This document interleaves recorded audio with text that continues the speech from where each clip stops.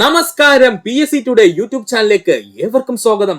നമ്മൾ ഇന്ന് നോക്കാൻ പോകുന്നത് 2024 നടക്കാൻ പോകുന്ന LDCക്ക് വേണ്ടിയിട്ടുള്ള മലയാളം ടോപ്പിക്കാണ്.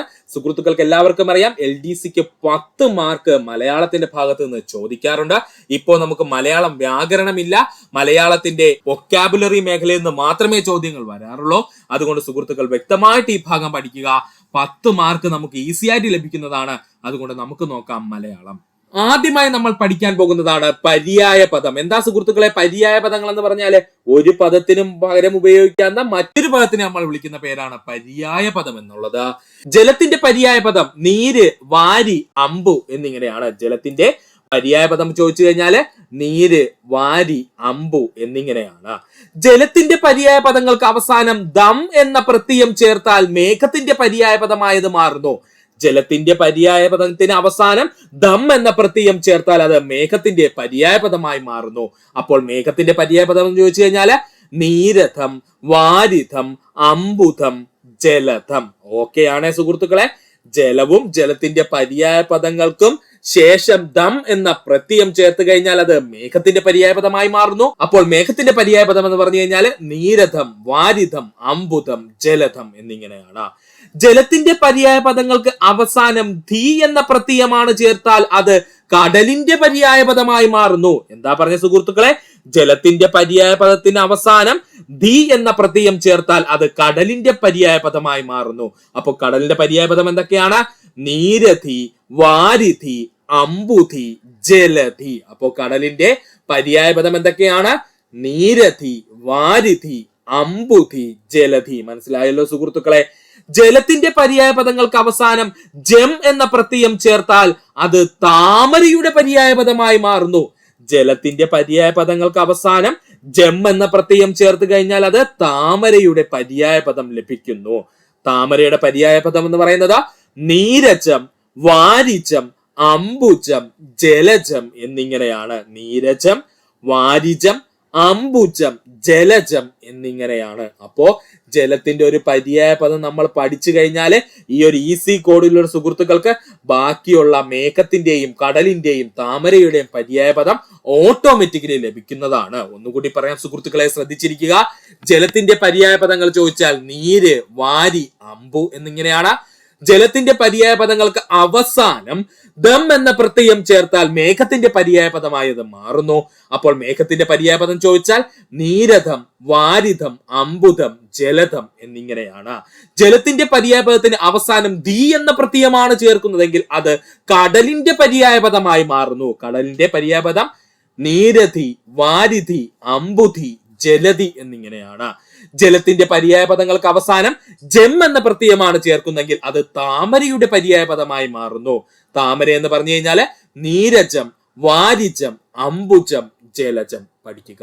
ഇനി നമ്മൾ നോക്കാൻ പോകുന്നത് PSC 100-ൽ കൂടുതൽ തവണ ആവർത്തിച്ച പര്യായ പദങ്ങളാണ്. PSC 100-ൽ കൂടുതൽ തവണ ആവർത്തിച്ച പര്യായ പദങ്ങളാണ് നമ്മൾ പഠിക്കാൻ പോകുന്നത്. അത്രയും ഇമ്പോർട്ടൻസ് കൊടുക്കുക സുഹൃത്തുക്കളെ. എക്സാം ഈസി ആണെന്നുണ്ടെങ്കിൽ ഉറപ്പായിട്ടും ഈ ഒരു ഭാഗത്ത് നിന്ന് ഏതെങ്കിലും ഒരു പര്യായ പദം ചോദിച്ചിരിക്കും. അതുകൊണ്ട് നമുക്ക് നോക്കാം. രക്തം, ചോര, നിണം, രുധിരം, ശോണിതം. രക്തം എന്ന് പറഞ്ഞു കഴിഞ്ഞാല് ചോര, നിണം, രുധിരം, ശോണിതം. ഇതിൽ ചോരയും നിണവും നമുക്ക് നന്നായിട്ട് അറിയാവുന്നതാണ്. രുധിരം അതുപോലെ ശോണിതവും നന്നായിട്ട് പഠിക്കുക. ഇതിൽ ശോണിതം പഠിക്കാൻ ബുദ്ധിമുട്ടുണ്ടെങ്കിൽ ഒന്നുമില്ല സുഹൃത്തുക്കളെ, ഷോ കാണിച്ച രക്തം വരുമെന്ന് അങ്ങ് പഠിക്കുക. ആവശ്യമില്ലാത്ത സ്ഥലത്ത് പോയിട്ട് ഷോ കാണിച്ചു കഴിഞ്ഞാൽ രക്തം വരും എന്നങ്ങ് പഠിക്കുക. അപ്പോൾ രക്തത്തിന്റെ പ്രധാനപ്പെട്ട പര്യായ പദങ്ങൾ ഏതൊക്കെയാണ്? ചോര, നിണം, രുധിരം, ശോണിതം. അടുത്തതാണ് കണ്ണ്.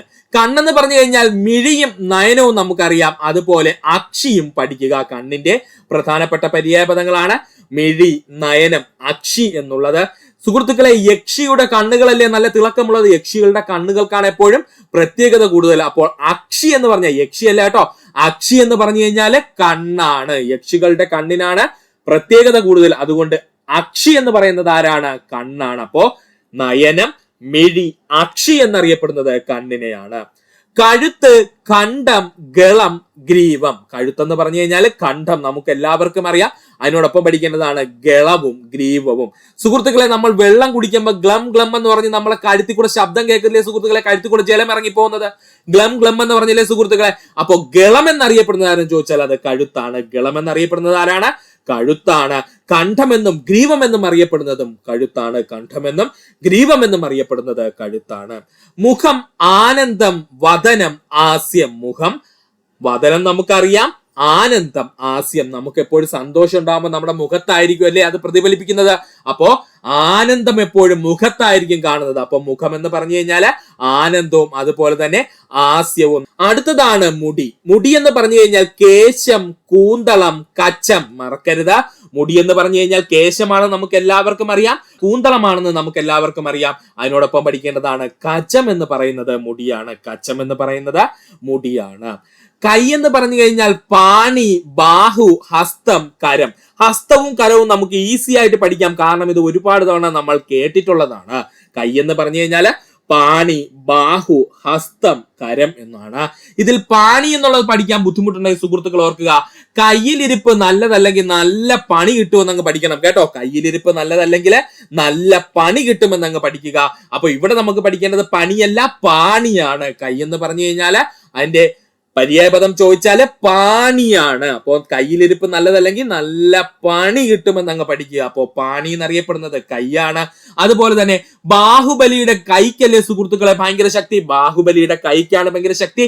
അതുകൊണ്ട് തന്നെ ബാഹു എന്നറിയപ്പെടുന്നത് കൈയാണ്. ബാഹു എന്നറിയപ്പെടുന്നത് കൈയാണ്. ബാഹുബലിയുടെ കൈക്ക് ഭയങ്കര ശക്തിയാണെന്ന് അങ്ങ് പഠിക്കുക. അപ്പോ കൈ എന്ന് പറഞ്ഞു കഴിഞ്ഞാല് അതിന്റെ പ്രധാനപ്പെട്ട പര്യായപദം പാണി, ബാഹു, ഹസ്തം, കരം.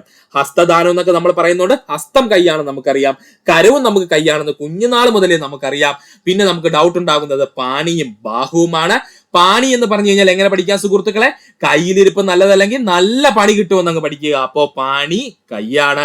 അതുപോലെ ബാഹുബലിയുടെ കൈക്കാണ് ശക്തി കൂടുതൽ. അപ്പോ ബാഹു എന്നറിയപ്പെടുന്നത് കൈയാണ്, പഠിക്കുക. തോണി എന്ന് പറഞ്ഞു കഴിഞ്ഞാൽ വഞ്ചി, വള്ളം, നൗക, തരണി. തോണി എന്ന് പറഞ്ഞു കഴിഞ്ഞാൽ വഞ്ചിയാണെന്ന് നമുക്കറിയാം, വള്ളമാണെന്ന് നമുക്കറിയാം. നൗക കൂടി ഒന്ന് പഠിക്കുക. തോണി എന്ന് പറഞ്ഞു കഴിഞ്ഞാൽ നൗകയാണ്. തരണി എന്ന് പറയുന്നത് ആരാണ്? തോണിയാണ്. തോണി എന്ന് പറഞ്ഞു കഴിഞ്ഞാല് തരണി എന്നൊരു വാക്ക് കൂടിയുണ്ട്, മറക്കല്ലേ. തോണിയുടെ പ്രധാന പര്യായപദങ്ങൾ ചോദിച്ചാൽ വഞ്ചി, വള്ളം, നൗക, തരണി എന്നിങ്ങനെയാണ്. ചന്ദനം എന്ന് പറഞ്ഞു കഴിഞ്ഞാൽ ഗന്ധസാരം, മലയജം, മാലേയം. ചന്ദനം എന്ന് പറഞ്ഞു കഴിഞ്ഞാൽ അതിന്റെ പ്രധാനപ്പെട്ട പര്യായപദങ്ങള് ഗന്ധസാരം, മലയജം, മാലേയം. പഠിക്കാൻ ബുദ്ധിമുട്ടുള്ള സുഹൃത്തുക്കൾ ഓർക്കുക. സുഹൃത്തുക്കളെ, ചന്ദനം നല്ല ഗന്ധമല്ലേ സുഹൃത്തുക്കളെ, അല്ലെങ്കിൽ നല്ല മണമല്ലേ സുഹൃത്തുക്കളെ? ചന്ദനത്തിന് നല്ല ഗന്ധമുണ്ട്. അതുകൊണ്ട് ഗന്ധസാരം എന്നറിയപ്പെടുന്നത് ചന്ദനമാണ്. ചന്ദനത്തിന് നല്ല ഗന്ധമുള്ളത് കൊണ്ട് ഗന്ധസാരം എന്നറിയപ്പെടുന്നത് ചന്ദനമാണ്. ചന്ദനം സാധാരണഗതിയിൽ എവിടെയാ സുഹൃത്തുക്കളെ കാണുന്ന? കേരളത്തിൽ നമ്മുടെ മറയൂരാണ് അല്ലേ സുഹൃത്തുക്കളെ? അപ്പൊ മലയോര മേഖലയിലാണ് ചന്ദനം കൂടുതൽ കാണപ്പെടുന്നത്. അപ്പോ മലയജം എന്നറിയപ്പെടുന്നത് ചന്ദനമാണ്. ചന്ദനം കേരളത്തിലെ മലയോര മേഖലയിലാണ് കൂടുതൽ കാണുന്നത്. അതുകൊണ്ട് തന്നെ മലയജം എന്ന പേരിൽ അറിയപ്പെടുന്നത് ആരെന്ന് ചോദിച്ചാല് ചന്ദനമാണ്. ഇനി ചന്ദനത്തിന്റെ തടി ചെറു മുത്തുകളാക്കിയിട്ട് നമ്മൾ മാലയായിട്ട് ഇടാറുണ്ട് അല്ലേ ആൾക്കാർ? അപ്പോ മാലേയം എന്നറിയപ്പെടുന്നതും ചന്ദനമാണ്. പഠിക്കാൻ ഈസി അല്ലേ സുഹൃത്തുക്കളെ? ചന്ദനം എന്ന് പറയുന്നത് നല്ല ഗന്ധമുള്ള ഒരു വസ്തുവാണ്. അതുകൊണ്ട് ഗന്ധസാരം എന്നറിയപ്പെടുന്നത് ചന്ദനമാണ്. ചന്ദനം കൂടുതലായിട്ട് കേരളത്തിലെ മലയോര മേഖലകളാണ് കാണപ്പെടുന്നത്. അതുകൊണ്ട് മലയജം എന്ന പേരിൽ അറിയപ്പെടുന്നത് ചന്ദനമാണ്. ഇനി ചന്ദനത്തിന്റെ തടി ചെറു മുത്തുകളാക്കി മാറ്റിയിട്ട് നമ്മൾ മാല കോർക്കാറുണ്ട്. അപ്പൊ അടുത്തതായി നമ്മൾ നോക്കാൻ പോകുന്നതാണ് സമാന പദങ്ങൾ. എന്താ സുഹൃത്തുക്കളെ സമാന പദങ്ങൾ വെച്ചാൽ? ഒരുപോലെ ഇരിക്കും പക്ഷെ അർത്ഥം വ്യത്യാസമായിരിക്കും. ഇത്തരം പദങ്ങളെയാണ് നമ്മൾ സമാന പദങ്ങൾ എന്നറിയപ്പെടുന്നത്. ഒറ്റ നോട്ടത്തിൽ നമ്മൾ കാണുമ്പോൾ ഒരുപോലെ തോന്നും, പക്ഷെ അർത്ഥം വളരെ വ്യത്യാസമായിരിക്കും. വല്ലി എന്ന് പറഞ്ഞു കഴിഞ്ഞാൽ വള്ളി എന്നാണ് അർത്ഥം. വല്ലി എന്ന് പറഞ്ഞു കഴിഞ്ഞാൽ വള്ളി എന്നാണ് അർത്ഥം. എന്നാൽ വല്ലകി എന്ന് പറഞ്ഞു കഴിഞ്ഞാൽ വീണ എന്നാണ് അർത്ഥം. മറക്കല്ലേ സുഹൃത്തുക്കളെ? വല്ലി എന്ന് പറഞ്ഞു കഴിഞ്ഞാൽ വള്ളിയാണ്, എന്നാൽ വല്ലകി എന്ന് പറഞ്ഞു കഴിഞ്ഞാൽ അത് വീണയാണ്. ധരണി എന്ന് പറഞ്ഞു കഴിഞ്ഞാൽ അത് ഭൂമിയാണ്, എന്നാൽ തരണി എന്ന് പറഞ്ഞു കഴിഞ്ഞാൽ സൂര്യനാണ്. ധരണി എന്ന് പറഞ്ഞു കഴിഞ്ഞാൽ ഭൂമിയാണ്, എന്നാൽ തരണി എന്ന് പറഞ്ഞു കഴിഞ്ഞാൽ അത് സൂര്യനാണ്. അനലൻ എന്ന് പറഞ്ഞാൽ തീയാണ്, എന്നാൽ അനിലൻ എന്ന് പറഞ്ഞു കഴിഞ്ഞാൽ കാറ്റാണ്. അനലൻ എന്ന് പറഞ്ഞു കഴിഞ്ഞാൽ അത് തീയാണ്, അനിലൻ എന്ന് പറഞ്ഞു കഴിഞ്ഞാൽ അത് കാറ്റാണ്. അനി എന്ന് പറഞ്ഞാൽ കാറ്റ് എന്നങ്ങ് പഠിച്ചു വെച്ചിരുന്നത് അത് കേട്ടോ. അനി എന്ന് പറഞ്ഞു കഴിഞ്ഞാൽ എന്താണ്? കാറ്റാണ് എന്നങ്ങ് പഠിച്ചു വെക്കുക. ആരണ്യം എന്ന് പറഞ്ഞു കഴിഞ്ഞാൽ വനമാണ്. ആരാമം എന്ന് പറഞ്ഞു കഴിഞ്ഞാൽ പൂന്തോട്ടമാണ്. ആരണ്യം എന്ന് പറഞ്ഞു കഴിഞ്ഞാൽ വനമാണ്. ആരാമം എന്ന് പറഞ്ഞു കഴിഞ്ഞാൽ പൂന്തോട്ടമാണ്. ആളി എന്ന് പറഞ്ഞു കഴിഞ്ഞാൽ തോഴിയാണ്. പഠിക്കുക, ആളി എന്ന് പറഞ്ഞു കഴിഞ്ഞാൽ അത് തോഴിയാണ്. അളി എന്ന് പറഞ്ഞു കഴിഞ്ഞാൽ വണ്ടാണ്. കണ്ടോ സുഹൃത്തുക്കളെ, ചെറിയ വ്യത്യാസമേ ഉള്ളൂ വാക്കുകൾ തമ്മില്, പക്ഷെ അർത്ഥങ്ങൾ വളരെ വ്യത്യാസമായിട്ട് വരും. ആളി എന്ന് പറഞ്ഞു കഴിഞ്ഞാൽ തോഴിയാണ്, അളി എന്ന് പറഞ്ഞു കഴിഞ്ഞാൽ വണ്ടാണ്. ഒന്നുകൂടി പറയാം സുഹൃത്തുക്കളെ, ശ്രദ്ധിച്ചിരിക്കുക. വല്ലി എന്ന് പറഞ്ഞു കഴിഞ്ഞാൽ വള്ളിയാണ്. വല്ലകി എന്ന് പറഞ്ഞു കഴിഞ്ഞാൽ അത് വീണയാണ്. ധരണി എന്ന് പറഞ്ഞു കഴിഞ്ഞാൽ ഭൂമിയാണ്. എന്നാൽ തരണി എന്ന് പറഞ്ഞു കഴിഞ്ഞാൽ അത് സൂര്യനാണ്. അനലൻ എന്ന് പറഞ്ഞു കഴിഞ്ഞാൽ തീയാണ്. എന്നാൽ അനിലൻ എന്ന് പറഞ്ഞു കഴിഞ്ഞാൽ കാറ്റാണ്. അപ്പൊ അനി എപ്പോഴും കാറ്റ് പോലെ ആയിരിക്കും എന്നങ്ങ് പഠിക്കുക. ആരണ്യം എന്ന് പറഞ്ഞു കഴിഞ്ഞാൽ വനമാണ്. ആരാമം എന്ന് പറഞ്ഞു കഴിഞ്ഞാൽ പൂന്തോട്ടമാണ്. ആരണ്യം എന്ന് പറഞ്ഞു കഴിഞ്ഞാൽ വനമാണ്. ആരാമം എന്ന് പറഞ്ഞു കഴിഞ്ഞാൽ പൂന്തോട്ടമാണ്. ആളി എന്ന് പറഞ്ഞു കഴിഞ്ഞാൽ തോഴി. അളി എന്ന് പറഞ്ഞു കഴിഞ്ഞാൽ വണ്ട്. വണ്ട് വന്നിരുന്ന അളിക്കുമെന്നങ്ങ് പഠിച്ചാൽ അത് കേട്ടോ സുഹൃത്തുക്കളെ. വണ്ട് വന്നിരുന്ന അളിക്കുമെന്നങ്ങ് പഠിക്കുക. അപ്പോ ആളി എന്ന് പറഞ്ഞു കഴിഞ്ഞാൽ തോഴി, അളി എന്ന് പറഞ്ഞു കഴിഞ്ഞാൽ വണ്ട് പഠിക്കുക. അടുത്തതായി നമ്മൾ പഠിക്കാൻ പോകുന്നതാണ് വിപരീത പദങ്ങൾ. അടുത്തതായി പഠിക്കാൻ പോകുന്നത് എന്താ സുഹൃത്തുക്കളെ? വിപരീത പദങ്ങൾ, അല്ലെങ്കിൽ ഓപ്പോസിറ്റ് വേർഡ് എന്നൊക്കെ പറയും കേട്ടോ. അണിയത്തിന്റെ വിപരീത പദമാണ് അമരം. അണിയത്തിന്റെ വിപരീത പദമാണ് അമരം. സുഹൃത്തുക്കളെ, ആണി മരത്തിൽ അടിക്കും എന്നങ്ങ് പഠിക്കുക. ആണി മരത്തിൽ അടിക്കും എന്നങ്ങ് പഠിക്കുക. അപ്പോ അണിയത്തിന്റെ വിപരീത പദം ഏതോ ഒരു മരമാണെന്ന് പഠിക്കുക. അമരം. അണിയം എന്ന് പറഞ്ഞാൽ അതിന്റെ ഓപ്പോസിറ്റ് എന്താണ്, അല്ലെങ്കിൽ വിപരീത പദം എന്താ സുഹൃത്തുക്കളെ? അമരം എന്നാണ്. സൂക്ഷ്മം, സ്ഥൂലം. സൂക്ഷ്മം, സ്ഥൂലം. സൂക്ഷ്മത്തിന്റെ വിപരീത പദം സ്ഥൂലം എന്നാണ്. സൂക്ഷ്മത്തിന്റെ വിപരീത പദം സ്ഥൂലം എന്നാണ്. മുന്നാക്കം, വിപരീത പദം പിന്നാക്കം എന്നാണ്. മുന്നാക്കത്തിന്റെ വിപരീത പദം പിന്നാക്കം എന്നാണ്. മുന്നാക്കത്തിന്റെ വിപരീത പദം പിന്നാക്കം എന്നാണ്. ഉചിതത്തിന്റെ വിപരീത പദം അനുചിതമാണ്. ഉചിതത്തിന്റെ വിപരീത പദം അനുചിതം എന്നാണ്. പ്രഭാതത്തിന്റെ വിപരീത പദം പ്രദോഷം എന്നാണ്. ഒരുപാട് തവണ PSC പ്രീവിയസ് ആയി ചോദിച്ചതാണ്. പ്രഭാതത്തിന്റെ വിപരീത പദം പ്രദോഷം എന്നാണ്. ഊഷരത്തിന്റെ വിപരീത പദം ഊർവരം എന്നാണ്. ഊഷരത്തിന്റെ വിപരീത പദം ഊർവരം എന്നാണ്. ഔചിത്യത്തിന്റെ വിപരീത പദം അനൗചിത്യം എന്നാണ്. ഔചിത്യത്തിന്റെ വിപരീത പദം അനൗചിത്യം എന്നാണ്. ഉച്ചത്തിന്റെ വിപരീത പദം നീചം എന്നാണ്. ഉച്ചത്തിന്റെ വിപരീത പദം നീചം എന്നാണ്. ഒന്നുകൂടി പറയാം സുഹൃത്തുക്കളെ. അണിയത്തിന്റെ വിപരീത പദം അമരമെന്നാണ്. ആണി മരത്തിൽ അടിച്ചു വെക്കുമെന്ന് അങ്ങ് പഠിക്കുക. സൂക്ഷ്മത്തിന്റെ വിപരീത പദം സ്ഥൂലം എന്നാണ്. മുന്നാക്കത്തിന്റെ വിപരീത പദം പിന്നാക്കം എന്നാണ്. ഉചിതത്തിന്റെ വിപരീത പദം അനുചിതം എന്നാണ്. പ്രഭാതത്തിന്റെ വിപരീത പദം പ്രദോഷം എന്നാണ്. ഊഷരം എന്ന വാക്കിന്റെ വിപരീത പദം ഊർവരം എന്നാണ്. ഔചിത്യത്തിന്റെ വിപരീത പദം അനൗചിത്യം എന്നാണ്. ഉച്ചത്തിന്റെ അപരീത പദം നീച്ചം എന്നാണ് പഠിക്കുക. അത്താഴത്തിന്റെ വിപരീത പദം മുത്താഴം എന്നാണ്. അത്താഴത്തിന്റെ വിപരീത പദം മുത്താഴം എന്നാണ്. ഇഹത്തിന്റെ വിപരീത പദം പരമെന്നാണ്. ഇഹത്തിന്റെ വിപരീത പദം പരമെന്നാണ്. നിശ്ചിതത്തിന്റെ വിപരീത പദം അനിശ്ചിതമെന്നാണ്. പ്രാചിയുടെ വിപരീത പദം പ്രതീചി എന്നാണ്. പ്രാചിയുടെ വിപരീത പദം പ്രതീചി എന്നാണ്. പാശ്ചാത്യത്തിന്റെ വിപരീത പദം പൗരസ്ത്യം എന്നാണ്. പാശ്ചാത്യത്തിന്റെ വിപരീത പദം പൗരസ്ത്യം എന്നാണ്. ഒന്നുകൂടി പറയാം സുഹൃത്തുക്കളെ. അത്താഴത്തിന്റെ വിപരീത പദം മുത്താഴം എന്നാണ്. ഇഹത്തിന്റെ വിപരീത പദം പരമെന്നാണ്. നിശ്ചിതത്തിന്റെ വിപരീത പദം അനിശ്ചിതം എന്നാണ്. പ്രാചിയുടെ വിപരീത പദം പ്രതീചി എന്നാണ്. പാശ്ചാത്യത്തിന്റെ വിപരീത പദം പൗരസ്ത്യം എന്നാണ് പഠിക്കുക. ഇനി നമ്മൾ പഠിക്കാൻ പോകുന്നത് ഏറ്റവും ഇമ്പോർട്ടന്റ് ആയിട്ടുള്ള ടോപ്പിക്കാണ് ശൈലികൾ. ആലത്തൂർ കാക്ക. എന്താ സുഹൃത്തുക്കളെ ആലത്തൂർ കാക്ക എന്ന് പറഞ്ഞു കഴിഞ്ഞാല് ആശിച്ച് കാലം കഴിക്കുന്നവരെ വിളിക്കുന്ന പേരാണ് ആലത്തൂർ കാക്ക എന്ന്. ഒരു കാര്യത്തിനെ കുറിച്ച് ആശിച്ച് കാലം കഴിക്കുന്നവരെ വിളിക്കുന്ന പേരാണ് ആലത്തൂർ കാക്ക എന്ന്. നെല്ലിപ്പലക കാണുക എന്ന് പറഞ്ഞു കഴിഞ്ഞാൽ അവസാനം വരെ കാണുക. ഒരു കാര്യത്തിന്റെ ഏറ്റവും അവസാനം വരെ കാണുന്ന അവസ്ഥയെ നമ്മൾ വിളിക്കുന്ന പേരാണ് നെല്ലിപ്പലക കാണുക എന്നുള്ളത്. അമ്പലം വിഴുങ്ങുക, മുഴുവൻ കൊള്ളയടിക്കുക. അമ്പലം വിഴുങ്ങുക എന്ന് പറഞ്ഞു കഴിഞ്ഞാല് മുഴുവൻ കൊള്ളയടിക്കുക. ത്രിശങ്കു സ്വർഗം എന്ന് പറഞ്ഞാൽ എങ്ങുമില്ലാത്ത അവസ്ഥ. ത്രിശങ്കു സ്വർഗം എന്ന് പറഞ്ഞാല് എങ്ങുമില്ലാത്ത അവസ്ഥ. അങ്ങോട്ടും പോകാൻ പറ്റൂല, ഇങ്ങോട്ടും പോകാൻ പറ്റാത്ത അവസ്ഥ എന്ന് പറയില്ല. അത് തന്നെയാണ് എങ്ങുമില്ലാത്ത അവസ്ഥയെ ത്രിശങ്കു സ്വർഗം എന്നറിയപ്പെടുന്നു. ശ്ലോകത്തിൽ കഴിക്കുക എന്ന് പറഞ്ഞു കഴിഞ്ഞാൽ ചുരുക്കി പറയുക. ശ്ലോകത്തിൽ കഴിക്കുക എന്ന് പറഞ്ഞാല് ചുരുക്കി പറയുക. എലിയെ പേടിച്ച് ഇല്ലം ചുടുക എന്ന് പറഞ്ഞു കഴിഞ്ഞാൽ നിസ്സാര കാര്യത്തിന് വലിയ നഷ്ടം വരുത്തുക. എലിയെ പേടിച്ച് ഇല്ലം ചുടുക എന്ന് പറഞ്ഞു കഴിഞ്ഞാല് നിസ്സാര കാര്യത്തിന് വലിയ നഷ്ടം വരുത്തുക. നാരദൻ ഏഷണിക്കാരൻ. നാരദൻ എന്ന് പറഞ്ഞു കഴിഞ്ഞാല് ഏഷണിക്കാരൻ. ചക്രം ചവിട്ടുക, ബുദ്ധിമുട്ടുക. ചക്രം ചവിട്ടുക എന്ന് പറഞ്ഞാല് ബുദ്ധിമുട്ടുക എന്നാണ്. ഒന്നുകൂടി പറയാം സുഹൃത്തുക്കളെ. ആലത്തൂർ കാക്ക എന്ന് പറഞ്ഞു കഴിഞ്ഞാൽ ആശിച്ച് എന്തിനെങ്കിലും കുറിച്ച് ആശിച്ച് കാലം കഴിക്കുന്നവരെ ആലത്തൂർ കാക്ക എന്നറിയപ്പെടുന്നു.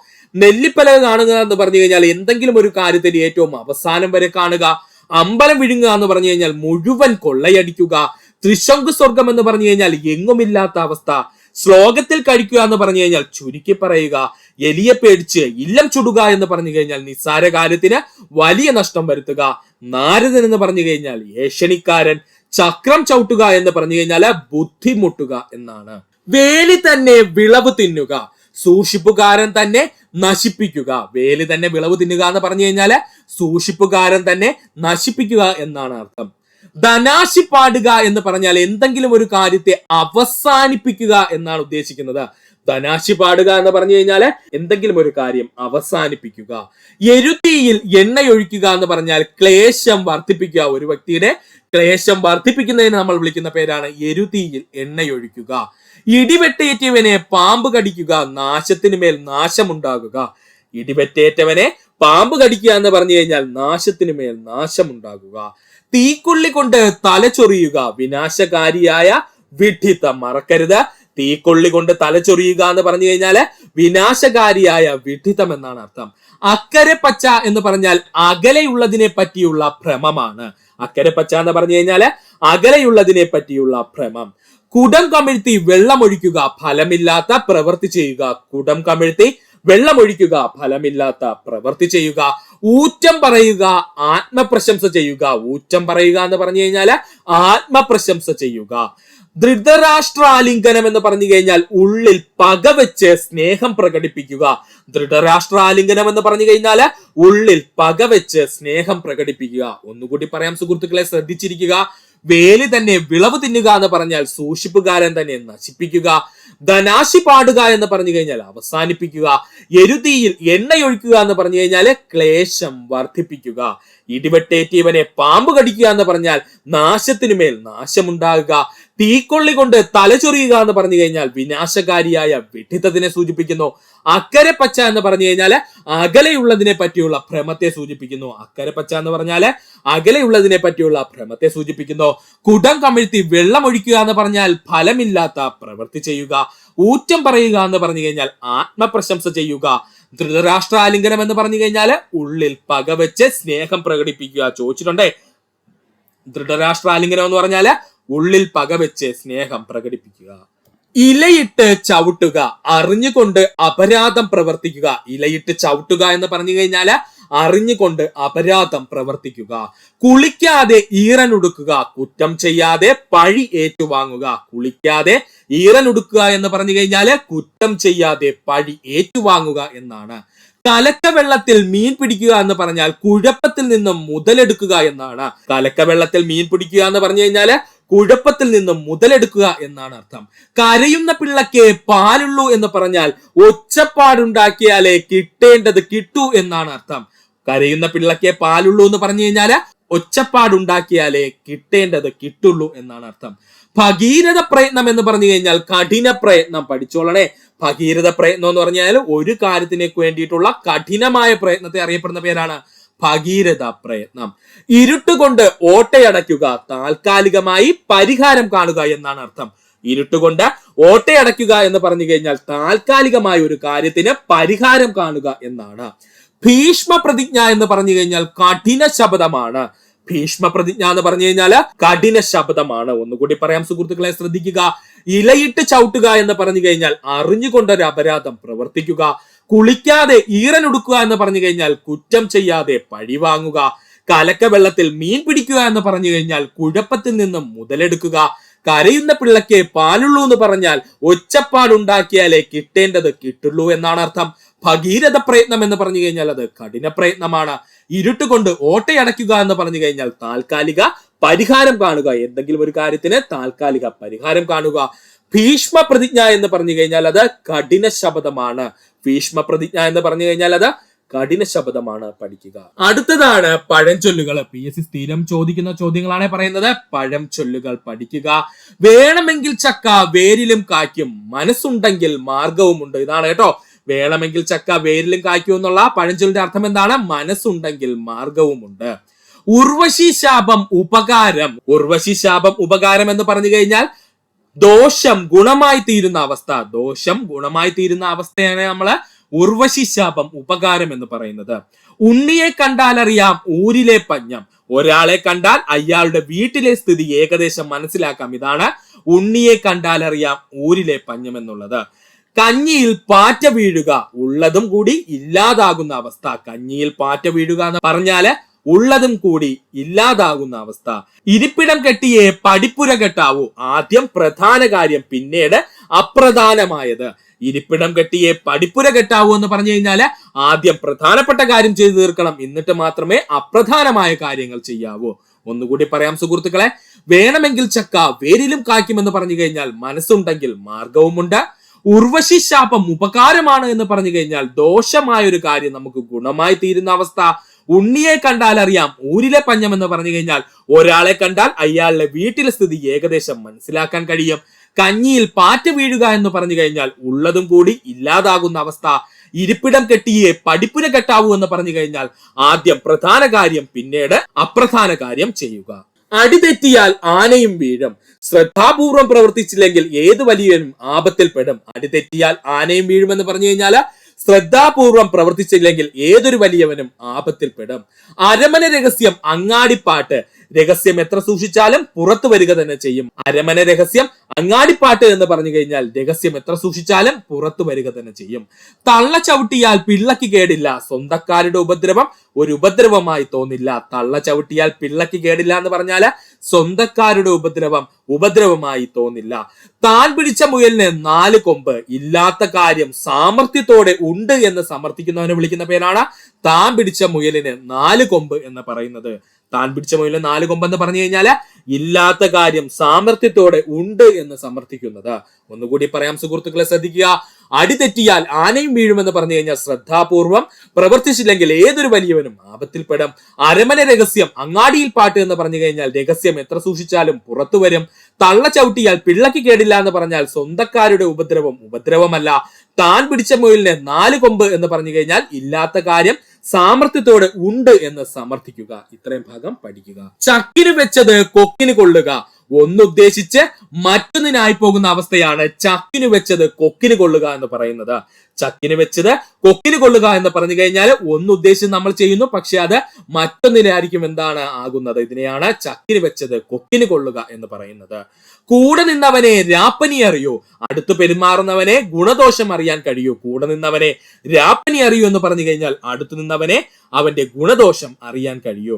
കാക്കയ്ക്കും തൻകുഞ്ഞ് പൊൻകുഞ്ഞ്, എത്ര നിസ്സാരനും അവന്റെ മക്കൾ നല്ലതാണ്. കാക്കയ്ക്ക് തൻകുഞ്ഞ് പൊൻകുഞ്ഞാണെന്ന് പറഞ്ഞു കഴിഞ്ഞാല് എത്ര നിസ്സാരനും അവന്റെ മക്കൾ നല്ലതാണ്. കയ്യൂക്കുള്ളവൻ കാര്യക്കാരൻ, ശരീരബലമുള്ളവൻ പ്രമാണിയാകും. കയ്യൂക്കുള്ളവൻ കാര്യക്കാരൻ എന്ന് പറഞ്ഞു കഴിഞ്ഞാൽ ശരീരബലമുള്ളവൻ പ്രമാണിയാകും. കാള പെറ്റെന്ന് കേട്ട് കയറെടുക്കുക, കാര്യമറിയാതെ പ്രവർത്തിക്കുക. കാള പെറ്റെന്ന് കേട്ട കയറെടുക്കുക എന്ന് പറഞ്ഞു കഴിഞ്ഞാൽ കാര്യമറിയാതെ പ്രവർത്തിക്കുക.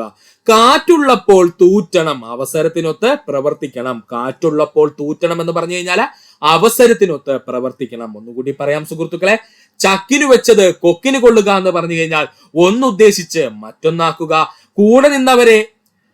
കൂടെ നിന്നവനെ രാപ്പനി അറിയൂ എന്ന് പറഞ്ഞു കഴിഞ്ഞാൽ അടുത്ത് പെരുമാറുന്നവനെ അവന്റെ ഗുണദോഷം അറിയുവാൻ കഴിയൂ. കാക്കയ്ക്കും തൻകുഞ്ഞ് പൊൻകുഞ്ഞെന്ന് പറഞ്ഞു കഴിഞ്ഞാൽ എത്ര നിസ്സാരനും അവന്റെ മക്കൾ നല്ലതായിരിക്കും. കയ്യൂക്കുള്ളവൻ കാര്യക്കാരൻ എന്ന് പറഞ്ഞു കഴിഞ്ഞാൽ ശരീരബലമുള്ളവൻ പ്രമാണിയാകും. കാള പെറ്റെന്ന് കേട്ട് കയറെടുക്കുക എന്ന് പറഞ്ഞു കഴിഞ്ഞാൽ കാര്യമറിയാതെ പ്രവർത്തിക്കുക. കാറ്റുള്ളപ്പോൾ തൂറ്റണം എന്ന് പറഞ്ഞു കഴിഞ്ഞാൽ അവസരത്തിനൊത്ത് പ്രവർത്തിക്കണം. ഇനിയാണ് PSC സ്ഥിരം ചോദ്യമേഖലയായ ചേർത്തെഴുത്തിലേക്കാണ് നമ്മൾ കടക്കാൻ പോകുന്നത്. ചേർത്തെഴുതുക. ഉത് അധികം ശ്വാസമാണ് ഉച്ഛ്വാസം. അച്ഛന്റെ ഛായാണ് കേട്ടോ. ഉത് അധികം ശ്വാസമാണ് ഉച്ഛ്വാസം എന്ന് പറയുന്നത്. ഉത് അധികം ശ്വാസമാണ് ഉച്ഛ്വാസം. ഉത് അധികം ശിഷ്ടമാണ് ഉച്ഛിഷ്ടം. അതും അച്ഛന്റെ ഇച്ഛ തന്നെയാണ് കേട്ടോ. ഉത് അധികം ശിഷ്ടമാണ് ഉച്ഛിഷ്ടം. മറക്കല്ലേ, ഒരുപാട് തവണ PSC ചോദിച്ചതാണ്. ഉത് അധികം ശിഷ്ടം ഉച്ഛിഷ്ടം. എൺ അധികം 100 800. എൺ അധികം 100 800. എൺ അധികം 100 800. ചലത് അധികം ചിത്രം ചലച്ചിത്രം. ചലത് അധികം ചിത്രം ചലച്ചിത്രം.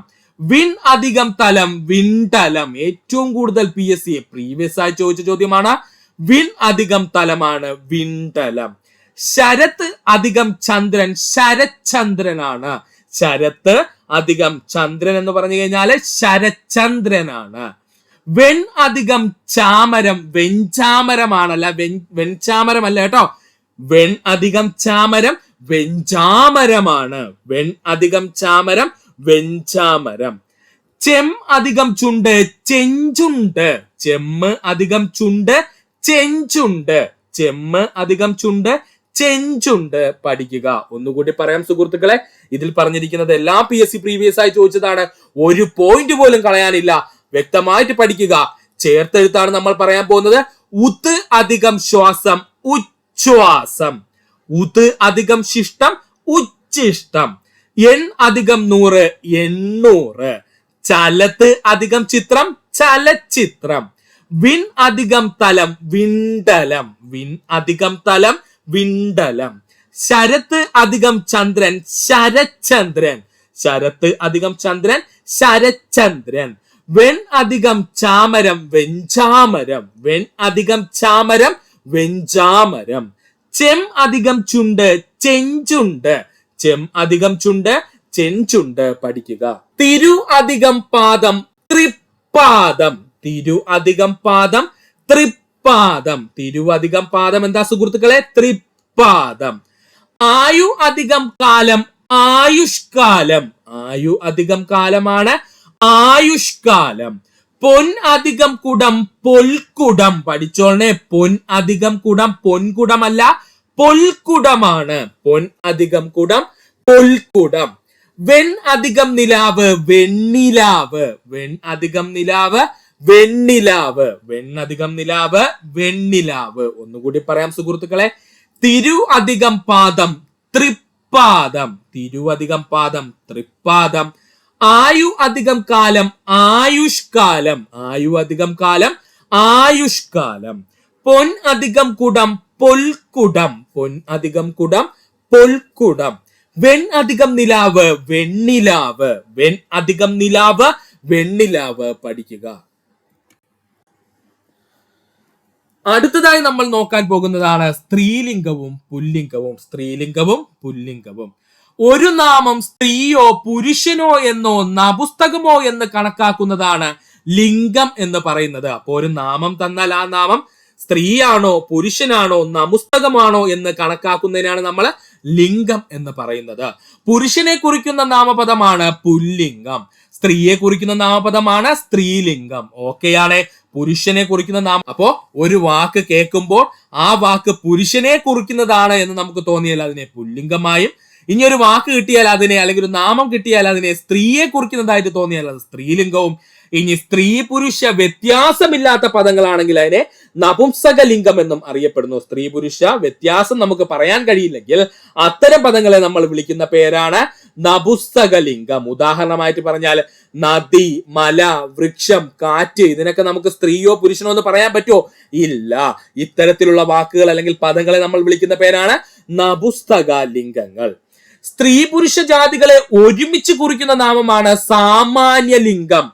വ്യത്യാസമുണ്ട്. മിക്ക സുഹൃത്തുക്കളും തെറ്റിക്കുന്ന പോയിന്റ് ആണ് പറഞ്ഞത്. സ്ത്രീയോ പുരുഷനോ എന്ന് തിരിച്ചറിയാൻ കഴിയാതെ കിടക്കുന്ന വാക്കുകളെ നമ്മൾ വിളിക്കുന്ന, അല്ലെങ്കിൽ പദങ്ങളെ നമ്മൾ വിളിക്കുന്ന പേരാണ് നപുംസകലിംഗങ്ങൾ എന്ന് പറയുന്നത്.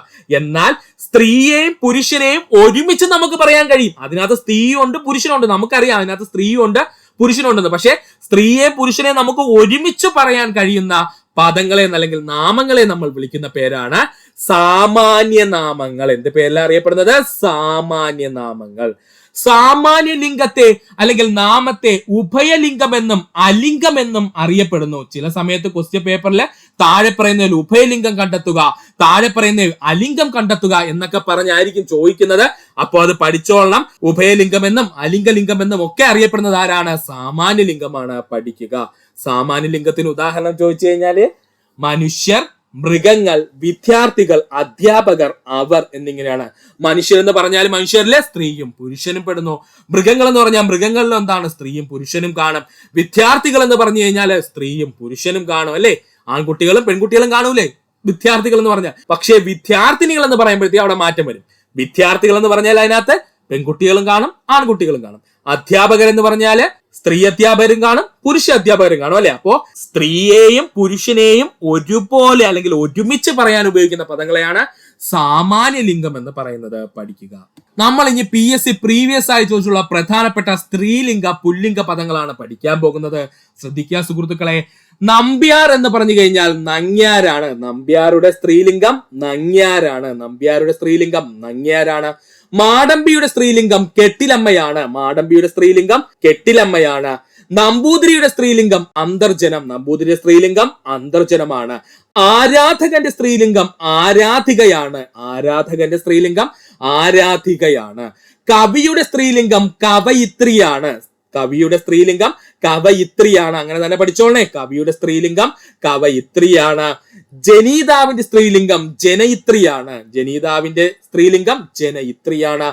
രോഗിയുടെ സ്ത്രീലിംഗം രോഗിണിയാണ്. രോഗിയുടെ സ്ത്രീലിംഗം രോഗിണിയാണ്.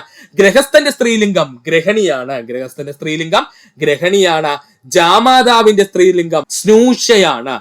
ജാമാതാവിന്റെ സ്ത്രീലിംഗം എന്താ സുഹൃത്തുക്കളെ? സ്നൂഷയാണ്. ഒന്നുകൂടി പറയാം. നമ്പ്യാരുടെ സ്ത്രീലിംഗം നങ്ങ്യാര്. മാടമ്പിയുടെ സ്ത്രീലിംഗം കെട്ടിലമ്മ. നമ്പൂതിരിയുടെ സ്ത്രീലിംഗം അന്തർജനം. ആരാധകന്റെ സ്ത്രീലിംഗം ആരാധികയാണ്. കവിയുടെ സ്ത്രീലിംഗം കവയിത്രിയാണ്. പഠിച്ചോളനെ. കവയിത്രിയാണ്. ജനീതാവിന്റെ സ്ത്രീലിംഗം ജനയിത്രിയാണ്. രോഗിയുടെ സ്ത്രീലിംഗം രോഗിണിയാണ്. ഗൃഹസ്ഥന്റെ സ്ത്രീലിംഗം ഗ്രഹണിയാണ്. ജാമാതാവിന്റെ സ്ത്രീലിംഗം സ്നൂഷയാണ്. ജാമാതാവിന്റെ സ്ത്രീലിംഗം സ്നൂഷയാണ്. ഇനി നമ്മൾ പഠിക്കാൻ പോകുന്നതാണ് ഒറ്റപ്പദങ്ങൾ. ഒരുപാട് തവണ PSC പ്രീവിയസ് ആയി ചോദിക്കുകയും കൺഫ്യൂഷൻ ഉണ്ടായതുമായിട്ടുള്ള ഒറ്റപ്പദങ്ങളാണ് നമ്മൾ ഇവിടെ ആഡ് ചെയ്തിരിക്കുന്നത്. സുഹൃത്തുക്കൾ പഠിക്കുക. പഠിക്കുവാനുള്ള ആഗ്രഹമാണ് പിപഠിഷ. പഠിക്കുവാനുള്ള ആഗ്രഹമാണ് പിപഠിഷ. കണ്ടോ? പഠിത്തം കിടക്കുന്നുണ്ടോ? പഠിക്കുക. പഠിത്തം എന്ന് പറഞ്ഞ് കിടക്കുന്നുണ്ടോ? നടക്ക്. അപ്പോ പഠിക്കുവാനുള്ള ആഗ്രഹത്തിന് നമ്മൾ എന്തെന്ന് പറയുന്നു? പിപഠിഷ എന്ന് പറയുന്നു. പഠിക്കുവാനുള്ള ആഗ്രഹത്തെ നമ്മൾ എന്തെന്ന് പറയുന്നു? പിപഠിഷ എന്ന് പറയുന്നു. കുടിക്കുവാനുള്ള ആഗ്രഹമാണ് പിപാസ. കുടിക്കുവാനുള്ള ആഗ്രഹമാണ് പിപാസ. ഭക്ഷിക്കാൻ ആഗ്രഹിക്കുന്ന ആളെ നമ്മൾ ബുഭുഷു എന്ന് പറയുന്നു. ഭക്ഷിക്കാൻ ആഗ്രഹിക്കുന്ന ആളെ നമ്മൾ ബുഫുഷു എന്ന് പറയുന്നു. കണ്ടാ? ഫുഡിന്റെ ഫാ അടക്കുന്നുണ്ടാ സുഹൃത്തുക്കളെ? ഭക്ഷിക്കാൻ ആഗ്രഹിക്കുന്ന ആളെ നമ്മൾ എന്തെന്ന് വിളിക്കുന്നു? ബുഫുഷു എന്ന് പറയുന്നു. നടക്കിടക്കുന്ന ഫു ഉണ്ട്, അത് ഫുഡാണെന്ന് പഠിക്കുക. ബുഫുഷു. മോക്ഷം ആഗ്രഹിക്കുന്ന ആളെ നമ്മൾ മുമുഷു എന്ന് പറയുന്നു. മോക്ഷം ആഗ്രഹിക്കുന്ന ആളെ നമ്മൾ എന്തെന്ന് വിളിക്കുന്നു? മുമുഷു എന്ന് വിളിക്കുന്നു. ജയിക്കാൻ ആഗ്രഹിക്കുന്ന ആളെ ജിഗിഷു എന്ന് നമ്മൾ വിളിക്കുന്നു. ജയിക്കാൻ ആഗ്രഹിക്കുന്ന ആളെ നമ്മൾ ജിഗിഷു എന്ന് വിളിക്കുന്നു. PSC ഏറ്റവും കൂടുതൽ ചോദിച്ച പോയിന്റിലേക്കാണ് നമ്മൾ പോകാൻ പോകുന്നത്. പറയുവാൻ ആഗ്രഹമുള്ള ആളെ വിവക്ഷ എന്ന് വിളിക്കുന്നു. പറയുവാൻ ആഗ്രഹമുള്ള ആളെ വിവക്ഷ എന്ന് വിളിക്കുന്നു. സുഹൃത്തുക്കളെ, നമ്മൾ വാവച്ചല്ലേ പറയുന്നത്. അപ്പോ വാവച്ച് നമ്മൾ പറയും ദാ കിടക്കുന്ന ആ വാ.